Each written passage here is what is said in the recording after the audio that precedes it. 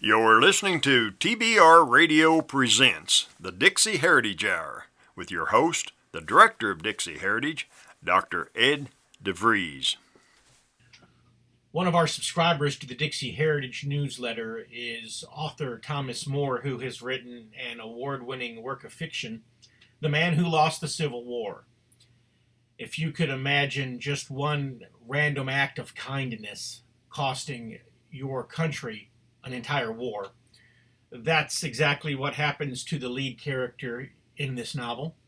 In addition to our discussion about the book and its characters and some of the moral dilemma that it created for its lead character, we also talk about the author's time as his sojourn, if you will, as an academic in Europe.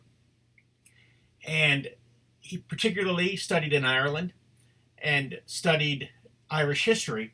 And so he talks about some Irish history, the Irish Revolution, the Irish Civil War, and the lessons that that has for us, not only as we study our own war between the states, but even as we look at the political and social situation in our country today. Also, for 20 years, the author was an aide to and a speechwriter for, and basically the right-hand man of South Carolina Senator Strom Thurmond. And so at the end of the interview, we talk about Strom Thurmond and what it was like to work for Strom Thurmond, and just a very interesting discussion. So you'll want to stay tuned for the entire broadcast today. A very interesting angle. I don't think that I've read a lot of historical fiction and even a lot of war between the states historical fiction, but I don't think I've ever seen anything with quite the angle that you've taken. I hope that you're right about that. I wanted to write something that was original. There's been so much Civil War fiction, and a certain sameness, I think, has crept into that body of literature. I wanted to do something a little different. Well, before we talk about the book, I'd like for you to kind of give our listeners a little bit of an introduction to Thomas More, the author. And, you know, reading your resume, obviously you worked for 25 years in Washington, D.C. You graduated from the Citadel. You even have a degree from Cork College in Ireland in the history of the Irish Revolution. I mean, that's just quite the impressive resume. So tell us a little bit about yourself and your journey, if you will. Well, I'll say this. Thanks very much. There's always someone with a better resume, but I have tried to make good use of my time and my talents. I believe I do have a gift of storytelling, and I've got good education in English and use of the language. So I grew up in South Carolina. I was born in Charleston and spent most of my early years in Aiken, where I returned in 2011. I got a degree in English and modern languages from the Citadel, studied in France, was commissioned in the Army Reserve, spent a number of years as a reserve officer, but most of my career was in Washington in the national security and foreign policy field. I was Strom Thurmond's speechwriter when he was chairman of the Senate Armed Services Committee, and was on the professional staff of that committee. Later, I was director of defense and foreign policy at the Heritage Foundation, but I gradually moved away from what you might call the typical Republican and conservative worldview. Really became more of a Southern activist. I believe the South is going to be the salvation of our country if it can be saved. And I started writing. I wrote a book called The Hunt for Confederate Gold. That was my first foray into commercial fiction. And it was a kind of a fun book, not quite as serious perhaps as A Fatal Mery, but did fairly well.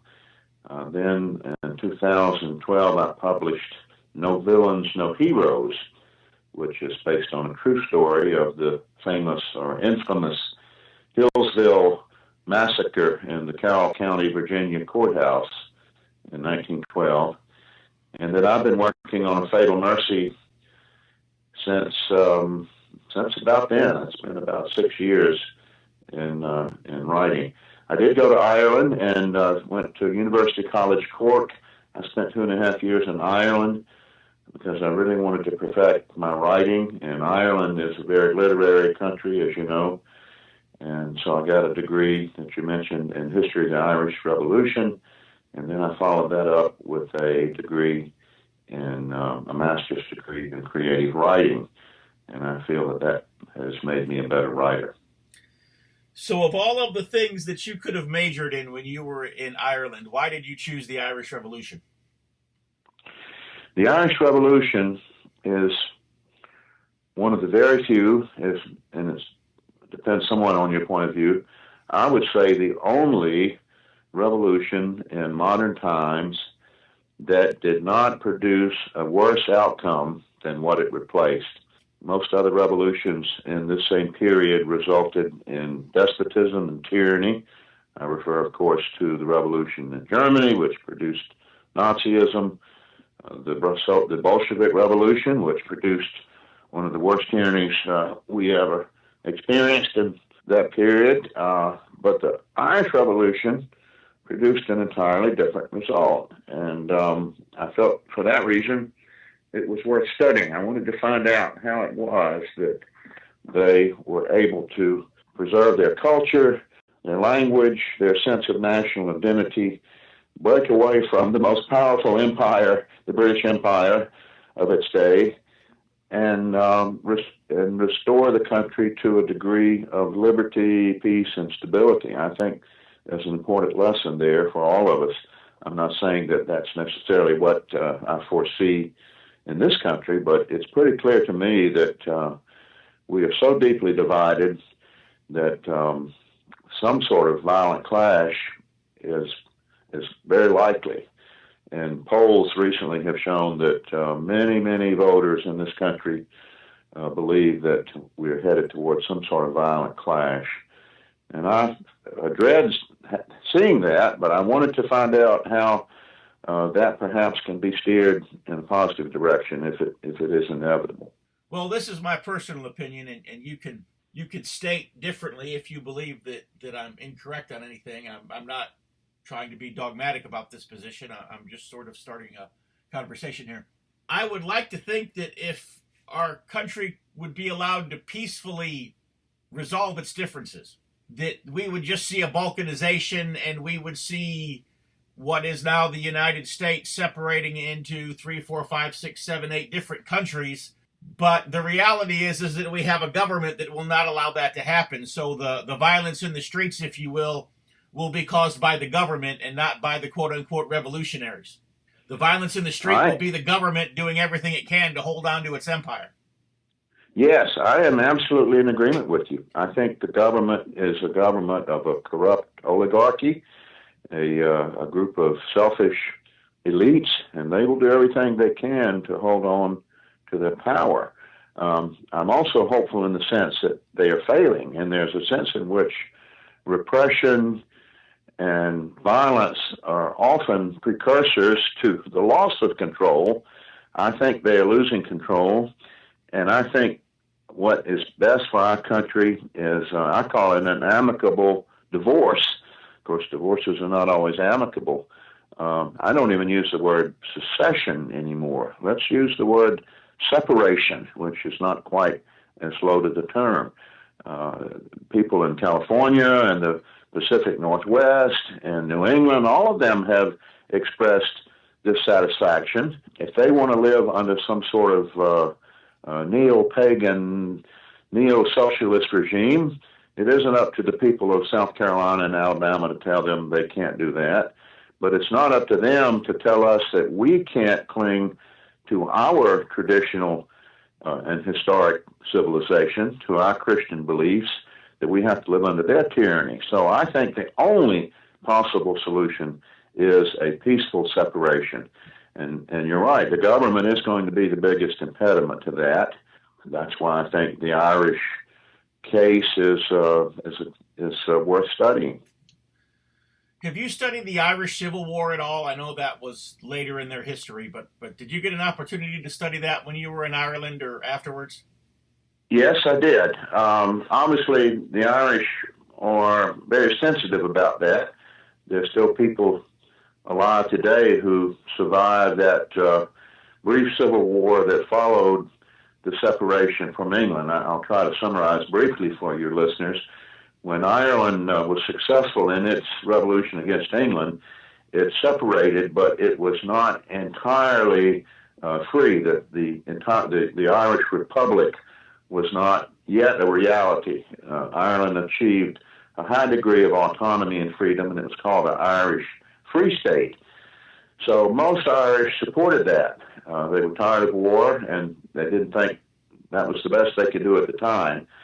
But the diehard Irish Republicans rejected that, and so for about 8 months they fought it out to see who would prevail. And the Free State prevailed and came into power, and the Irish Republicans sort of went underground. We still see today even some of the lingering effects of that. The IRA became very militant. But the fact is that the Irish Free State was a step toward eventual freedom. And then in 1948, Ireland did finally declare itself a republic and separated entirely from Great Britain. The reason I asked that question is because there was kind of a miniature Irish Civil War going on even in our own country during our war between the states, with a lot of Irish Catholics emigrating up north and Irish Protestants emigrating down south. That's true.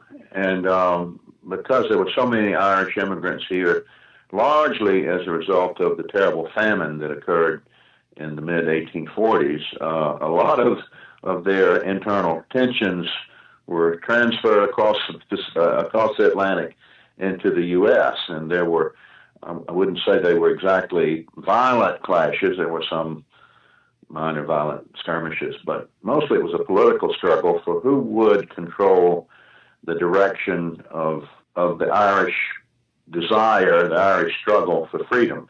Remember, they had gone through revolutions before. Perhaps one of the most oppressed people, certainly in the Western world. They were massacred by the Cromwellians in the 1640s.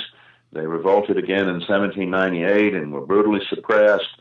There was a small revolution in 1848. Then the Fenian uprising in 1867, and every attempt by the Irish to separate with violence was met with greater violence and was brutally suppressed. And so they began to change their strategy. And I think, once again, here's a lesson for us. They used a sort of nonviolent, what I call strategic non-cooperation. They began to withhold their consent from what they thought was an illegitimate occupier, the British. The term boycott comes from this period of Irish history. They used a sort of nonviolent resistance and the refusal to consent. And then in 1916, following on that, 30 or so years of that tradition was the Easter Rebellion. Probably most of your listeners have seen the film Michael Collins, who was one of the leaders of that rebellion. If they haven't, that's one of the finest movies about this subject ever made. The Easter Rebellion was suppressed. The English thought, well, we finally have put down Irish nationalism, and all they did was drive it underground. And then a few years later, the Irish nationalism emerged again in even stronger form, and they fought a revolution and actually brought Britain's resistance to an end. And that's when the Irish Free State was created, as I just mentioned, by the treaty. Well, it's always amazed me just the parallels, if you will, between Ireland and the southern United States. Exactly. Yes, and that's why I did this. We are a lot like them in many ways. Now, it's mostly a Catholic country. We are mostly Protestant people, but in some ways we share a certain Celtic or Gaelic ethnic heritage. We are sort of clan-oriented, very strongly family-oriented, very oriented toward the soil, and we've both been oppressed. We've both been defeated in war and occupied and oppressed. And the very fact that the Irish were finally able to discover the formula of both armed resistance and passive nonviolent resistance working together shows that they could free themselves. There's no reason to be hopeless for people who were mired under tyranny and despotism and exploitation. If the Irish can do it, anyone can do it. In fact, later the British lost their empire in India. Mohandas Gandhi took a lot of lessons from the Irish and applied them in India. And England was forced to give up its even greater empire in India. So I think there are a lot of lessons to be learned here. They aren't necessarily in my book, The Fatal Mery, although my characters are, my Southern characters are Irish Americans and descendants from some of the people who took place in the 1798 rebellion.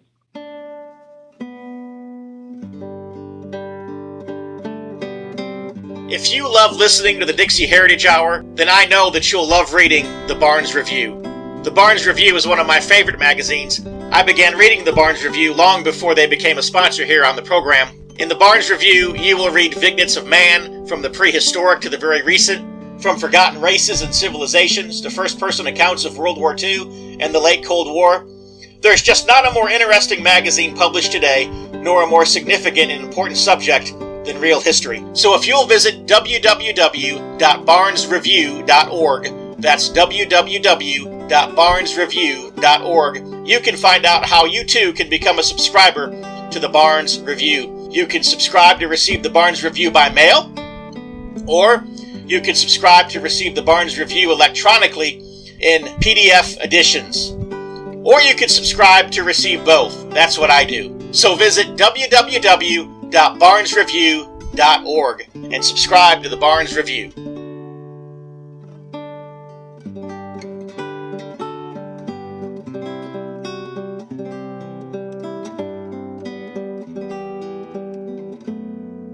Well, before we talk about the book, the characters, and so forth, I want to point out that the book won a 2017 British Bridport Prize for Fiction and was also one of the winners at the West Cork, Ireland Literary Festival. So tell me how this book came to have accolades in Europe. Well, I was in Ireland going to school, as I said, at University College Cork, and I had done most of the research here, gone to Gettysburg several times, trekked over the terrain, have an extensive library on the war between states.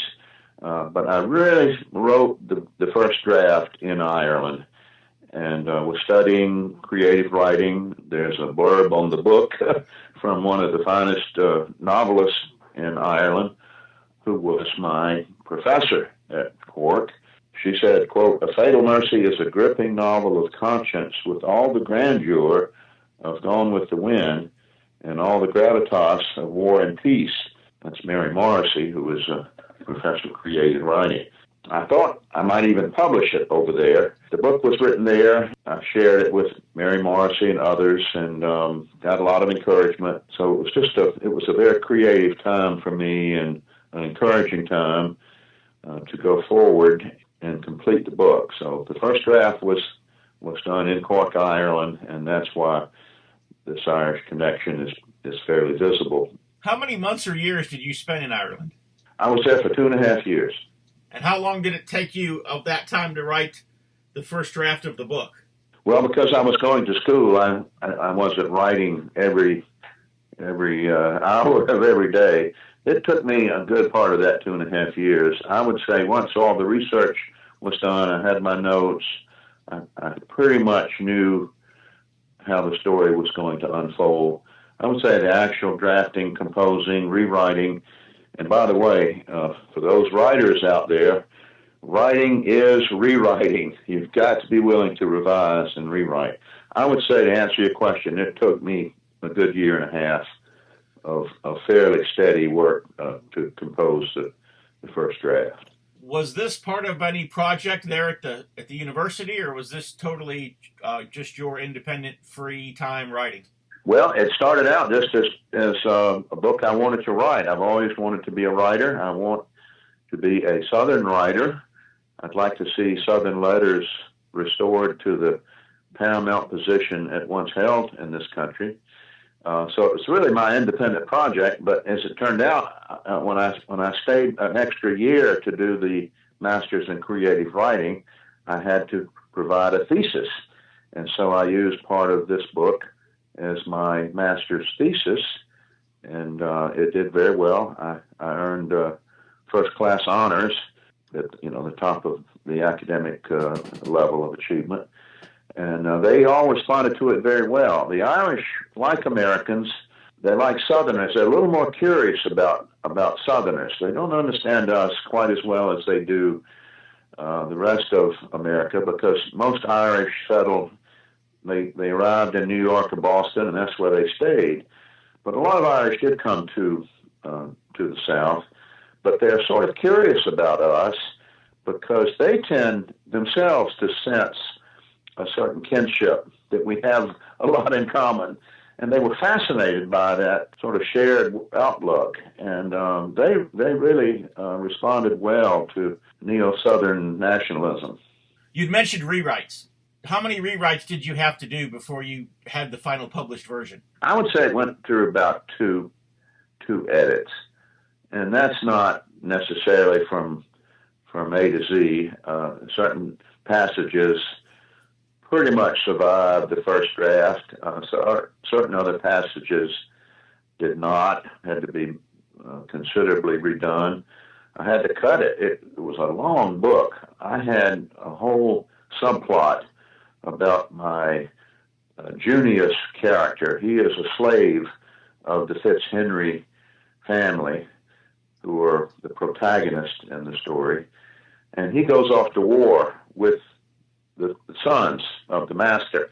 And as you know, that was a fairly common phenomenon in the war. A lot of slaves accompanied the sons of the family to war, and they weren't combatants. Some were, in fact, but most of them were support troops. And I had a whole story about Junius, and it was also a story of racial reconciliation, which is so greatly needed in our country today. And I had to take that out. I would have ended up with a 700-page book.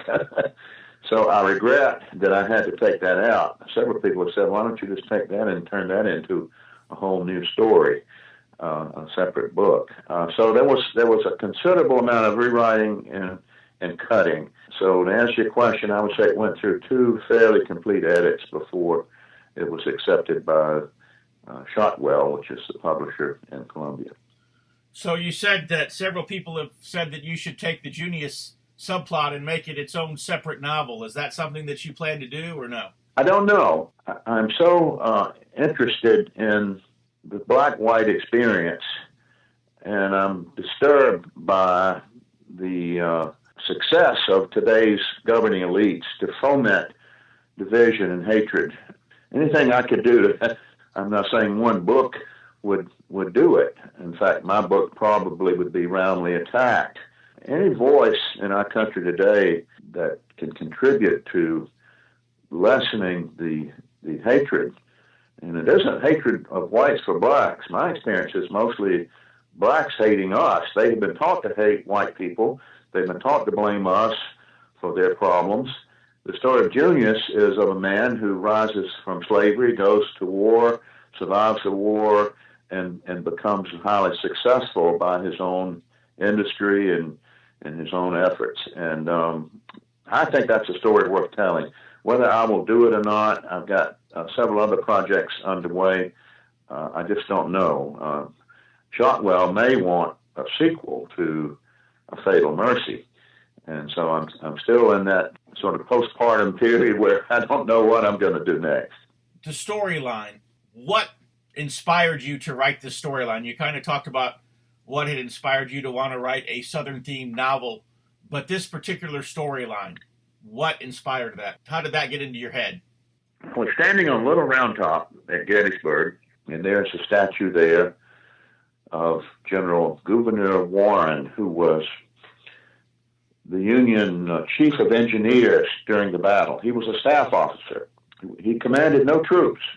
And he had gone up to scout Little Round Top, and he discovered that the when the Union Third Corps moved forward, General Sickles moved his corps forward without orders. He left Little Round Top undefended, uncovered, and that is the most strategic point on the battlefield. It overlooked the whole Union lines. Warren realized this, and so on his own authority, he diverted a brigade of troops to occupy Little Round Top, fortify it. A lot of people know the story of Colonel Chamberlain in the 20th Maine, how he held the end of the line and counterattacked and basically saved the Union from being outflanked by General Longstreet's men, who were moving up to take control and occupy the high ground. It was the critical high ground on the flank. And so as I was standing there looking at General Warren, I said, what if somebody had been here and had taken him out? What if he'd been killed before he could exercise that independent judgment and bring Strong Vincent's brigade into place, which really saved him? And later I read there's a lot of Union commentary which basically credits Warren with winning the battle. And so the more I thought about it, the more I thought about what if I had put my fictional character in a place to have done that. He's scouting himself for General Longstreet on Little Round Top, and he sees General Warren, and he almost shoots him down from ambush. I'm afraid I'm giving the story away to your readers, but at the last minute, his compassion and his sense of mercy intervenes, and he said, no, this would be murder, to shoot somebody down from ambush unknowing. And so he refrains, and he rushes back. He understands himself, my character Drayton FitzHenry, how important this terrain is. So he rushes back and reports to Longstreet, and the Confederates move forward. They are exhausted, of course, after having taken Devil's Den, but they move forward, and it was literally a matter of about 15 minutes. If the Confederates had gotten there 15 minutes earlier, they could have seized Little Round Top, and the whole battle outcome would most likely have changed, and the war outcome would have changed. And so I wanted to put my character into this sort of emotionally and morally excruciating position and see how he would handle it. And so after the war, he learns the significance of his act. He reads some of the same stuff that I was reading about how Warren saved the day, and he realizes what he did, and he's the man who lost the Civil War. In fact, that's the subtitle of the book. It could have been another war. It just so happens that the tactical and other circumstances at Gettysburg fit this scenario perfectly. There was a moment in which one man made a difference, another man, my fictional character, could have made a difference in the other direction. And so that's kind of what inspired the story. There are not many battles where one or two men have turned the tide. There are some examples. Saratoga, Timothy Murphy shot down the British General Simon Fraser at 300 yards with his Kentucky long rifle, won the Battle of Saratoga in 1777. Waterloo, Lord Wellington said it was the closing of the gates at the Chateau of Hougoumont that saved the British at Waterloo. Two men did that. Happened to be Irish, in fact. There are not many cases where one man can determine the outcome, but this is a case that fictionally my case is plausible, even though it's fiction. It could have happened. I'll say it's very likely that there could have been somebody there who could have been in that position. Well, we don't know. Regrettably not. General Lee had sent his engineer up to scout earlier in the day, and he found the hill occupied, and there was no opportunity. But the opportunity arose when General Sickles moved his entire corps forward into what became the bloody wheat field and peach orchard, and when he did that, he left the hill uncovered. So this is the nature of battle. It's very fluid. Things happen unexpectedly. The side that makes the fewest mistakes or is quickest to seize the suddenly arising opportunities, that's the side that usually wins. I'm a little annoyed with my character. You know, there were times when I certainly portrayed him sympathetically, but there are times when I wish he hadn't been so merciful. Anyway, he struggles with this burden because he realizes he lost the war, and that meant he lost his family. His home was burned. Tens of thousands of people died who might not have. And he struggles with that knowledge for 50 years until the culmination of the story. And this is, I think, very moving. This actually happened. In 1913, there was a 50th anniversary reunion and commemorative encampment at the battlefield. And about 50,000 veterans who were still surviving, they were in their 70s and 80s. A lot of them were amputees, but 50,000 Union and Confederate veterans came back to the battlefield for this big encampment. And it was a time of national reconciliation and healing.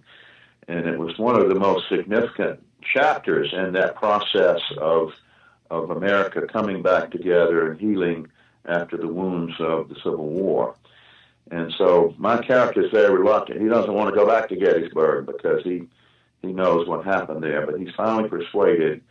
And so he goes back to the reunion in July 1913, and that's where the story culminates. And I won't give it away, but that's where his personal journey finally ends, and he's able to find peace and reconciliation with himself as well as with his former enemies.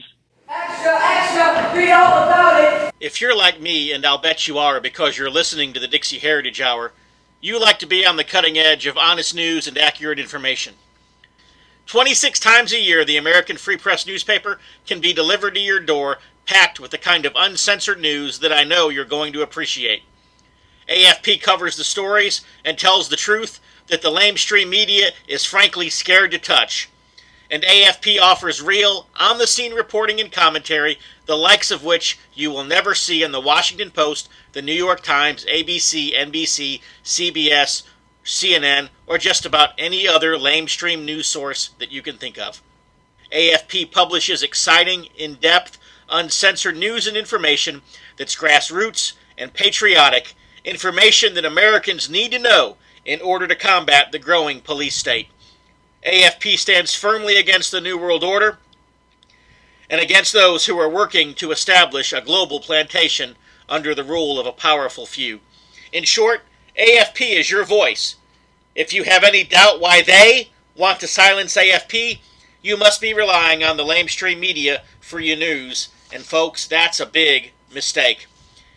If you're ever dissatisfied with your subscription to the American Free Press, their guarantee is that you just drop them an email and they will gladly refund the unused portion of your subscription.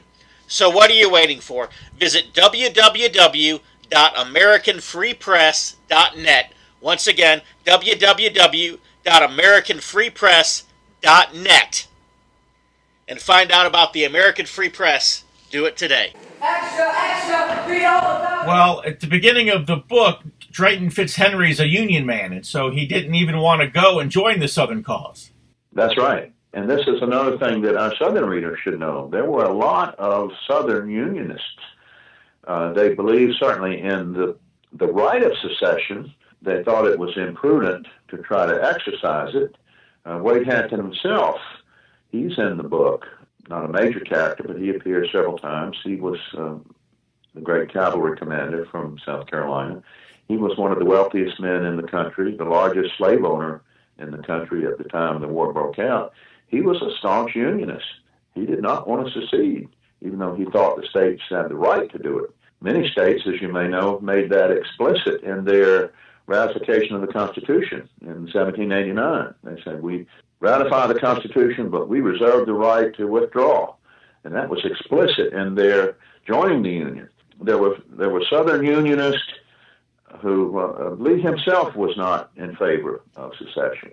But when his state went out of the Union, he had no choice but to follow. And that's true of Drayton. He follows his family. He goes to war. He's something of a reluctant warrior.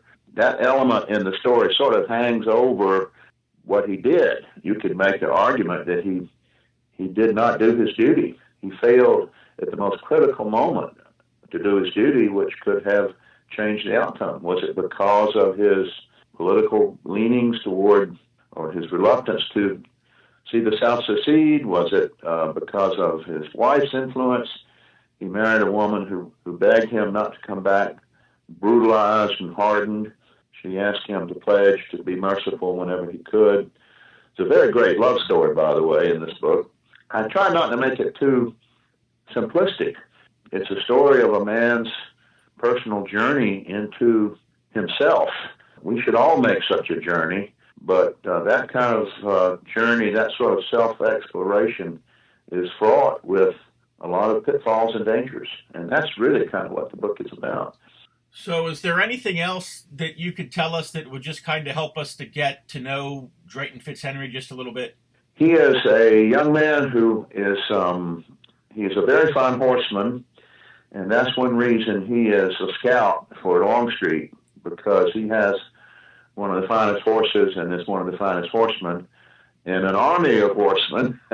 And so anybody that loves horses, this is also an equestrian love story. He is a student of the classics.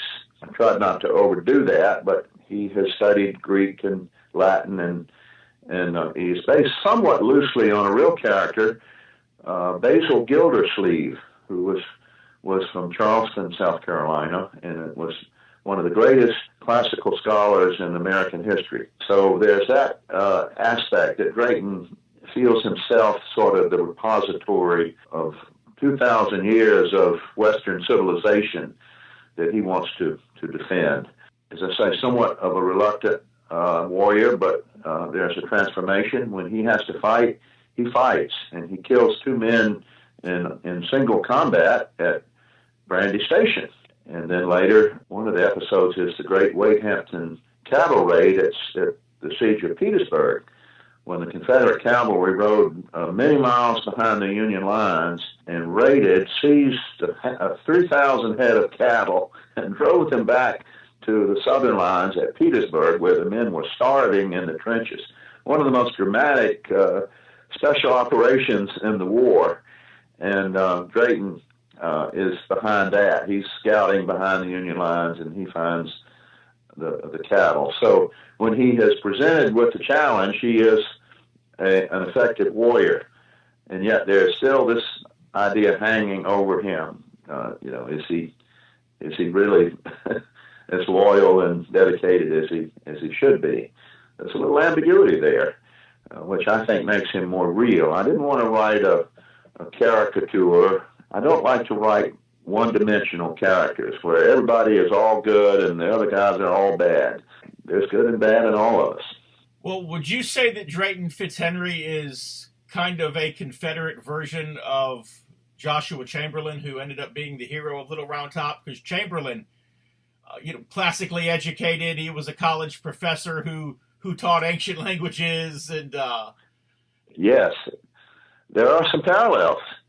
You might say Chamberlain being the hero who saved the battle, thanks to General Warren, of course, because it was Warren's decision to bring Chamberlain's regiment and others into place. It wasn't just Chamberlain, by the way. There were several other regiments involved. But so in some ways, Drayton is the negative image of Joshua Chamberlain.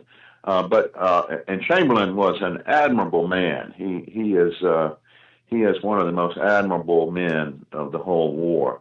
It was Chamberlain who took the surrender in Appomattox. His brigade was lining the road as the Confederates dejectedly marched to stack arms in the town square in Appomattox. And as they were marching down with heavy hearts to surrender, Chamberlain gave the order for his men to salute their former enemies. I'm moved even as I'm describing it. It was one of those moments of just sublime nobility. And there was sublime nobility on both sides. When I look at what's happened today, I'm sorry we lost. There was sublime nobility in men like Chamberlain. And my character, in the end, shows the same sort of thing, but it takes him 50 years to come to grips with what happened. And he finally is able to reconcile with it. And by the way, this is not just some sort of heavy philosophical volume. It's written very cinematically. There's a lot of action in it, and so anybody that likes action and vivid scenes, you'll find them in this book. You had mentioned Wade Hampton, and you had mentioned Junius the slave. Are there any other characters, noteworthy characters? There are a lot of minor characters who are real people. I relied upon a lot of memoirs of the participants. One of the best is by Edward Porter Alexander, who commanded the artillery that preceded Pickett's charge. He was perhaps one of the most talented soldiers in either army, and it's from Alexander that Drayton learns the significance of what he did on Little Round Top. Alexander came to Columbia, South Carolina, when the university reopened there after the war, and Drayton goes there to teach classics, and they meet and become friends, and it's through Alexander that Drayton learns what happened. Tremendously interesting character, E. Porter Alexander. There are other characters. Wade Hampton, of course, is in it a good bit, but I wanted the reader to also understand something of what life was like for the enlisted soldiers and for the junior officers. This is not just a battle study of the commanders and the decisions they made. Everybody probably is familiar with The Killer Angels, Jeff Showers' book, from which Ron Maxwell made the movie Gettysburg. It is a great book. I take nothing away from it. But it's essentially a study of command and it's what I call a battle study. My book is more of a personal story of the individuals. And so there are a lot of minor characters who might have taken from their own letters and memoirs, and I think that gives a high degree of authenticity to the story. But it's interesting to read about these minor characters who were first lieutenants and privates, and Cal Butler is in it. He succeeded in command of the South Carolina Cavalry after Wade Hampton was promoted, lost a leg.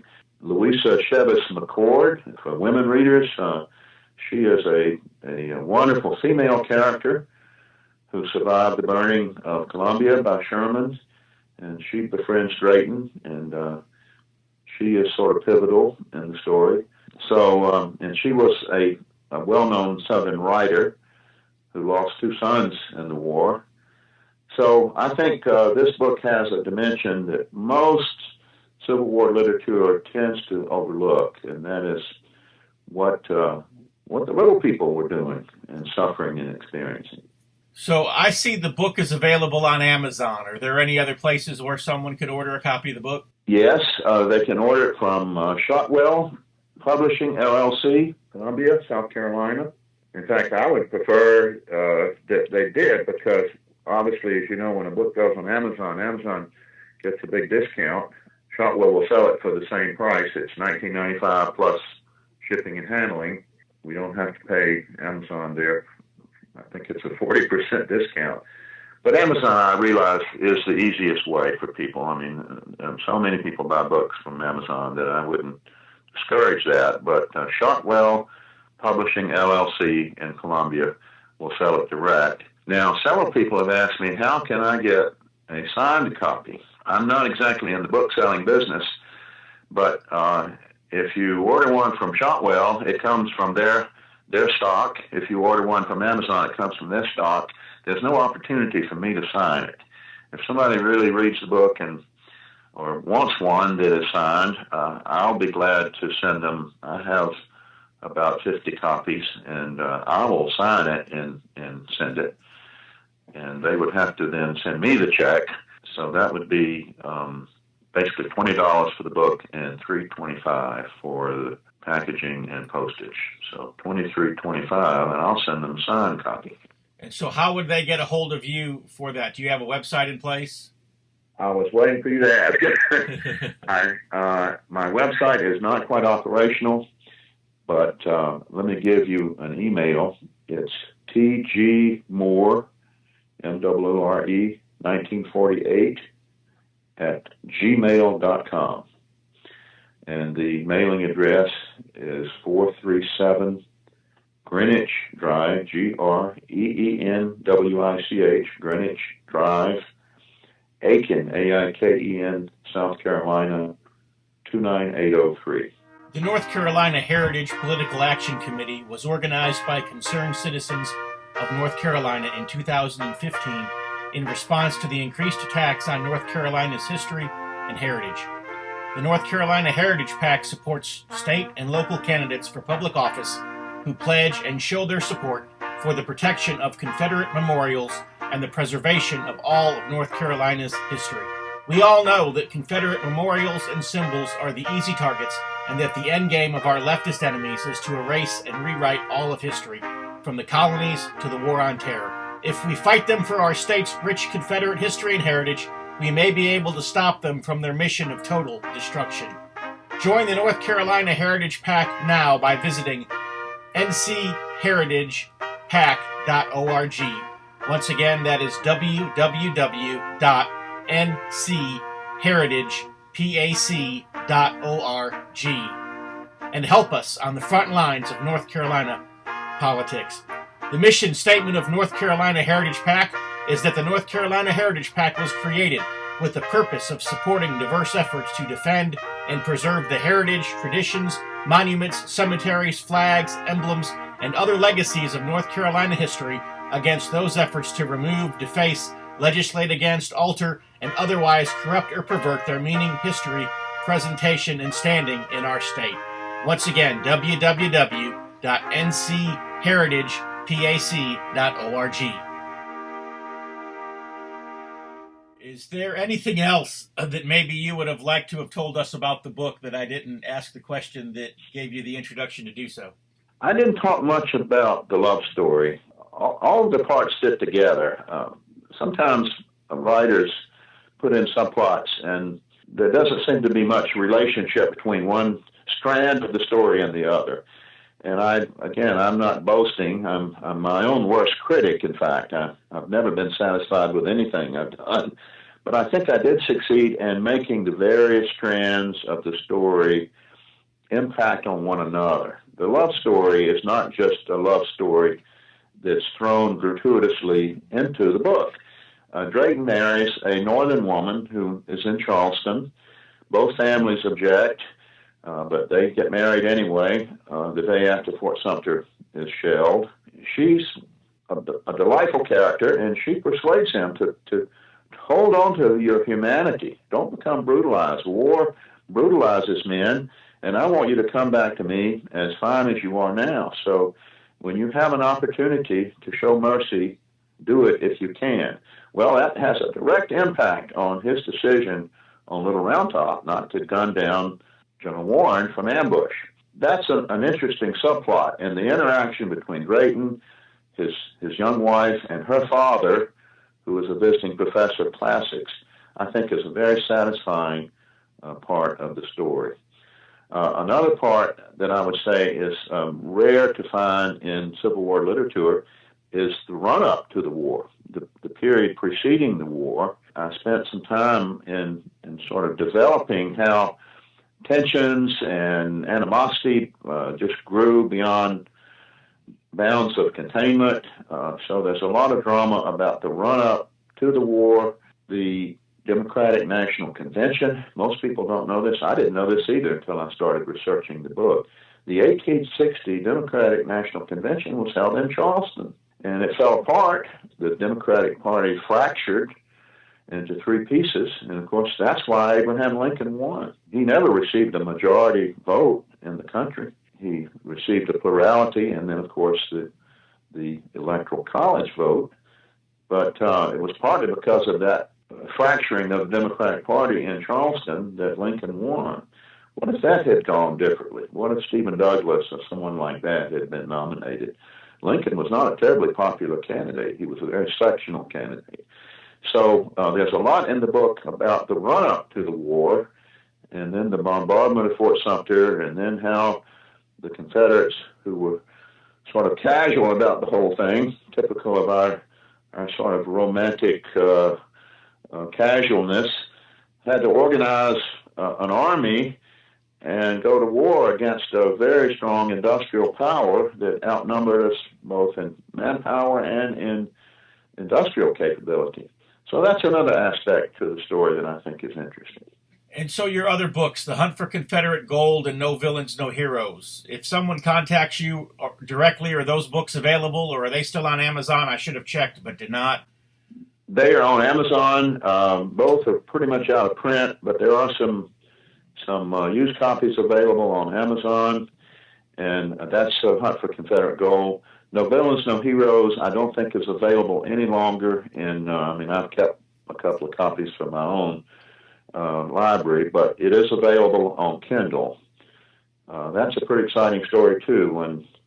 When Floyd Allen was convicted of the crime in the Carroll County Courthouse in Southwest Virginia, and he felt that it was a persecution, not a prosecution, and he stood up and said, "Gentlemen, I ain't a-going." And a gun battle erupted in the courthouse. And 5 people were killed inside the courthouse. A number were wounded. The Allen clan fled into the hills and were finally tracked down. It was the greatest manhunt in American history until 25 years later when Bonnie and Clyde and John Dillinger came along. So it is quite a remarkable story and very little known outside of the Blue Ridge area of Virginia. Did you take some license in writing that book, or is it just a dramatized accounting of events, or exactly how did you approach that? That's a very good question, because there's always a little cloud hanging over historical fiction. How much of it is history and how much of it is fiction? And that is a question I wrestle with sometimes. I am a writer first. I'm a storyteller. And so when I have to, I have taken liberties. But I'm also one who honors history. I believe that we are not learning our history. We're not preserving it. And so I try to stick to the agreed historical facts as much as humanly possible. So in all of these books, I have based it upon what I think is accurate and authoritative history. But obviously, there was no one on Little Round Top. We don't know that for a fact, but the Warren role in saving the Union position is pretty much agreed upon. Everything else is pretty much agreed upon. So I didn't just make up history. What I did was insert my fictional character into the historical scenario and then tried to make his actions consistent with what we believe actually happened. And that's true of Confederate Gold and of No Villains, No Heroes. Well, I know this is kind of an awkward place to end an interview on a book of historical fiction, but you had mentioned Strom Thurmond earlier. What was it like to have worked so closely with and for Strom Thurmond? It was quite an adventure. I was his guy on the professional staff of the Armed Services Committee. I respected him a lot. Of course, there were some things about him that we didn't know in those days, or at least didn't know for certain, that he had fathered a half-black child out of wedlock. He certainly was a ladies' man, even late in life. Well, I was going to say his wives were a third of his age and beauty queens, so he was doing something that the rest of us hadn't figured out. Well, he was a manly man, and that's what I respected about him. We are living in a time in our country when masculinity and manhood are under attack. They're being devalued. Every time you turn around, you hear somebody saying the problem with our country is toxic masculinity. Well, toxic anything is bad, but masculinity is not. I think God designed male and female to work together, to complement one another. So I am in favor of manhood and masculinity, and that was one thing I really loved about Thurmond. He was a man's man. He was not an unreasonable person. He was fairly easy to get along with, at least for me, but he had high standards. He was a war hero, and he expected his guys and his girls on his staff to fight and stand up for the country, for the truth, for his state. That's not to say he was without flaws, but I respected him and liked him, and he liked my work.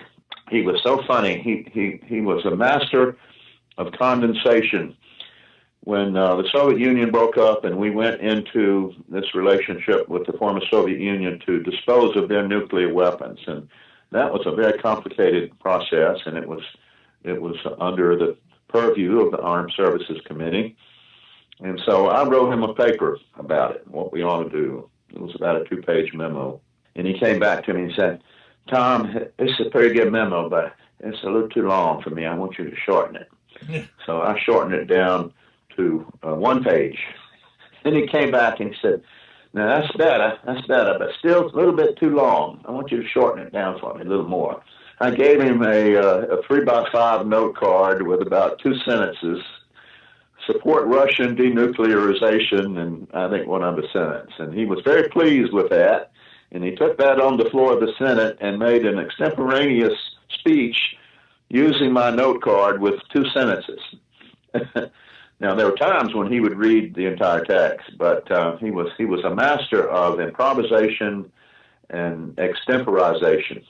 So I know that Strom was a member of the Sons of Confederate Veterans and even might be singularly responsible for making sure that defense appropriations made its way to South Carolina for the restoration of the Hunley. But was Southern heritage something that he was truly in tune with, or was it something that was just politically expedient for him given the time that he served? I think that it was an inseparable, integral part of his consciousness. And you mentioned the Hunley. There's an interesting little sidebar story. This is actually, the background is in the hunt for Confederate gold.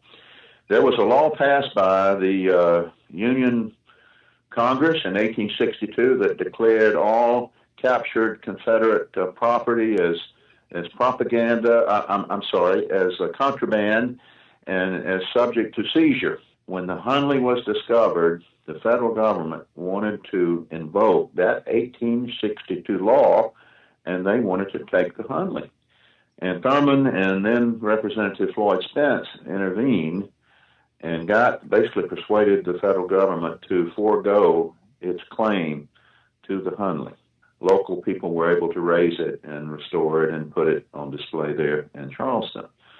So it's a very good question. I don't think he could even imagine a day like today in which Southern monuments are being torn down, Southern graves desecrated, Southern heritage traduced. I don't think he could even have imagined it because he was such an authentic and genuine Southerner. He didn't go around waving the flag, but he was certainly proud of his Southern heritage. My late father-in-law was a Marine in World War II. He captured the last Japanese stronghold on Okinawa late in the war, a structure called Shuri Castle. And he captured it with his company of Marines, and he was shot and actually was paralyzed from then on till the end of his life. And in tribute to Captain Dusenberry, his men raised the Confederate flag. They raised the Confederate battle flag over Shuri Castle. Now that was going to be another Iwo Jima type flag raising, and all the cameras and binoculars and everything were trained upon Shuri Castle, and suddenly the colors break out into the breeze, and it's the Confederate flag. And so Julian should have won the Medal of Honor. Thurman told me later that he was nominated for the Medal of Honor, but he did not get it because of the Confederate flag episode. He did get the Navy Cross. And Thurman liked me because of that, because Julian Dusenberry was my father-in-law. He said that was one of the greatest acts of heroism, not just seizing the strong point, but raising the Confederate flag. Of course, Julian was already wounded. He didn't actually do it. His Marines did it in tribute to him because they loved him so. But that's, I think, an indication of how Thurman felt about his Southern heritage. Well, that's very good to know because I've always admired Strom Thurmond, but you wonder about things, so it's good to hear stories like that. Well, it's good to wonder. I mean, as I say, he was not without flaws, but he was a decent man. He was an honorable man, and he was a man's man. And you can't say that about too many Republican politicians today, and even fewer Democrats.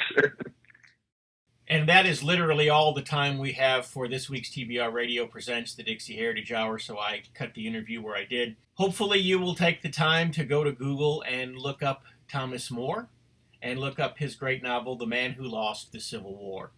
Also, take the time to go to www.dixieheritage.net. If you're not already a subscriber, sign up for our free newsletter. And when you do, I'll send you a copy of my book, The Truth About the Confederate Battle Flag. From all of us here at TBR Radio Presents the Dixie Heritage Hour, God bless. See you next week.